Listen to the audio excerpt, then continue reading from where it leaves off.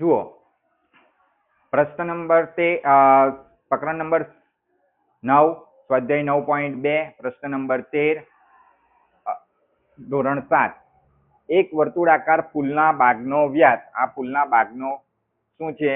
વ્યાસ છે. સોરી, ફૂલનો બાગ ચારે બાજુથી રસ્તાથી ઘેરાયેલો 4 મીટર રસ્તાથી શું થયેલો છે? ઘેરાયેલો છે. બાગનો વ્યાસ, જો આ બાગનો વ્યાસ 66 મીટર હોય છે તો રસ્તાનું ક્ષેત્રફળ શોધો. તો આપણે આ રસ્તાનું ક્ષેત્રફળ શું કરવાનું છે? શોધવાનું છે. તો આપણે શું કરીશું? પહેલા સૌપ્રથમ આપણે બાગનું ક્ષેત્રફળ શોધીશું. બાગનું ક્ષેત્રફળ શોધીશું અને ત્યારબાદ આપણે વર્તુળાકાર જે રસ્તો ઘેરાયેલો છે તો વર્તુળ કેવું થશે? મોટું થશે. તો એ મોટા વર્તુળનું પણ ક્ષેત્રફળ શોધી કાઢીશું, એટલે કે વર્તુળાકાર ભાગનું ક્ષેત્રફળ શોધીશું. તો બાગની ત્રિજ્યા, ક્ષેત્રફળ શોધવા માટે આપણને બાગની શું જોઈશે? ત્રિજ્યા જોઈશે. માટે બાગની ત્રિજ્યા આપી નથી, પરંતુ આપણને વ્યાસ આપ્યો છે. કેટલો આપ્યો છે? વ્યાસ 66 મીટર. આપણું સૂત્ર છે ત્રિજ્યા આર શોધવાનું, કે વ્યાસ ભાગ્યા 2. માટે 66 મીટર ભાગ્યા 2. તો આપણને ખબર છે 33 દુ 66. 33 દુ 66. તો આ 2 2 કેન્સલ. માટે આપણો જવાબ શું આવ્યો? ત્રિજ્યા કેટલી આવી? 33 મીટર. હવે આ વસ્તુ આપણે મૂકીને શું કરી નાખીશું? બાગનું ક્ષેત્રફળ શોધી નાખીશું. તો પાઈ બરાબર 3.14 લેવાના છે, આપણને આપેલા છે. માટે 3.14 ગુણ્યા 33 નો વર્ગ. બરાબર. ચાલો, તો 314 ના છેદમાં 100 ને 33 ગુણ્યા 33. તો એટલે આપણે 314 ગુણ્યા 33 ગુણ્યા 33 કરીશું તો આપણને જવાબ મળશે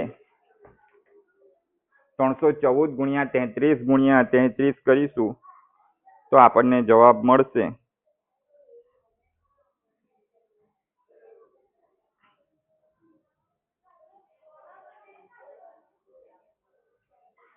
3,41,946 ના છેદમાં 100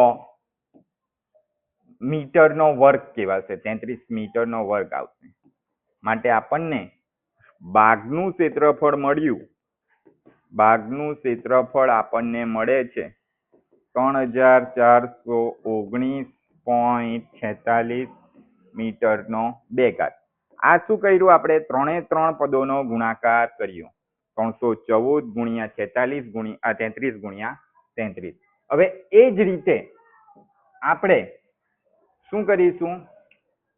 વર્તુળાકાર ભાગની ત્રિજ્યા શોધીશું. પણ વર્તુળાકાર ભાગની ત્રિજ્યા શોધવા માટે વર્તુળાકાર ભાગની ત્રિજ્યા શોધવા માટે પહેલા વર્તુળાકાર ભાગનો શું શોધવો પડશે? કુલ વ્યાસ શોધવો પડશે. કેમ કે 66 મીટર બાગનો વ્યાસ આપ્યો છે અને 4 મીટર રસ્તાથી ઘેરાયેલો છે. તો 4 મીટર આ બાજુ, 4 મીટર પેલી બાજુ, એટલે 66 વત્તા 4 વત્તા 4. 66 ને 4 70, 70 ને 4 74. તો આ વર્તુળાકાર ભાગનો વ્યાસ મળી ગયો.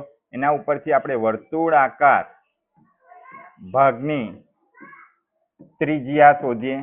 ત્રિજ્યા આર બરાબર આપણને ખબર જ છે સૂત્ર, વ્યાસ ભાગ્યા 2. તો વ્યાસ કેટલો આવ્યો આપણો? 74 ના છેદમાં 2 મીટર. તો આપણને ખબર જ છે 37 ગુણ્યા 2 કરીએ તો 74 થાય. 2 ને 2 કેન્સલ. માટે એટલે આપણને વર્તુળાકાર ભાગની ત્રિજ્યા કેટલી આવી? વર્તુળાકાર ભાગની ત્રિજ્યા આપણને મળી 37 મીટર. હવે આના ઉપરથી આપણે શું કરીશું? વર્તુળાકાર ભાગનું ક્ષેત્રફળ શોધી નાખીશું. માટે વર્તુળાકાર ભાગનું ક્ષેત્રફળ બરાબર પાઈ આર નો 2 ઘાત. તો પાઈ બરાબર આપણને ખબર જ છે 3.14 લેવાના. ત્રિજ્યા આર આપણને 37 મળી. માટે 37 મીટરનો 2 ઘાત. તો 314/100 ગુણ્યા 37/37/1 મીટરનો 2 ઘાત. હવે આપણે આ 3 3 નો ગુણાકાર કરીશું તો આપણને જવાબ મળશે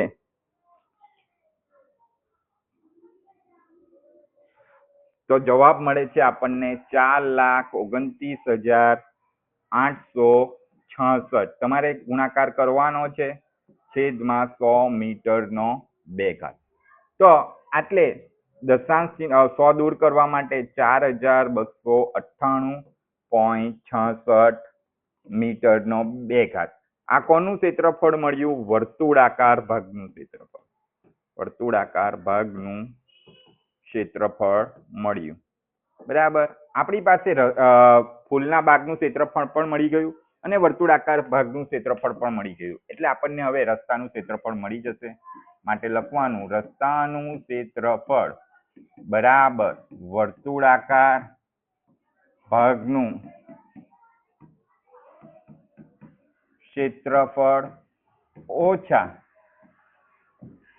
ભાગનું ક્ષેત્રફળ. કેમ આપણે આવું કર્યું? તો એનું કારણ એક જ છે કે આપણે જોઈ શકીએ છીએ કે વર્તુળાકાર ભાગ બહારથી ઘેરાયેલો છે અને ફૂલનો ભાગ એ અંદર છે. એટલે આપણે વર્તુળાકાર ભાગમાંથી ફૂલના ભાગનું ક્ષેત્રફળ બાદ કરીશું એટલે આપણને શું મળી જશે? રસ્તાનું ક્ષેત્રફળ મળી જશે. તો આપણું ફૂલના ભાગનું ક્ષેત્રફળ 3,419.46 મીટરનો વર્ગ છે. બરાબર. તો આપણે લખી દઈએ. પહેલા આપણે વર્તુળાકાર ભાગનું ક્ષેત્રફળ લખીએ 4,298.66 ઓછા 3,419.46 મીટર રસ્તાનું ક્ષેત્રફળ. માટે લખીએ 3,419.46 મીટર. ચાલો આ બંનેની બાદબાકી કરીએ. માટે 4,298.66 ઓછા 3,419.46. તો 6 માંથી 6 જશે તો 0, 6 માંથી 4 જાય તો 2, દશાંશ ચિહ્ન. 8 માંથી 9 નહીં જાય, બાજુમાંથી દશક એટલે 18, 18 માંથી 9 જાય તો 9, 8 માંથી 1 જાય તો 7, 2 માંથી 4 નહીં જાય એટલે બાજુમાંથી દશક એટલે આવશે 12, 2 કેન્સલ, 12 માંથી 4 જાય તો 8, 3 માંથી 3 જાય તો 0. તો એટલે આપણને રસ્તાનું ક્ષેત્રફળ મળી ગયું.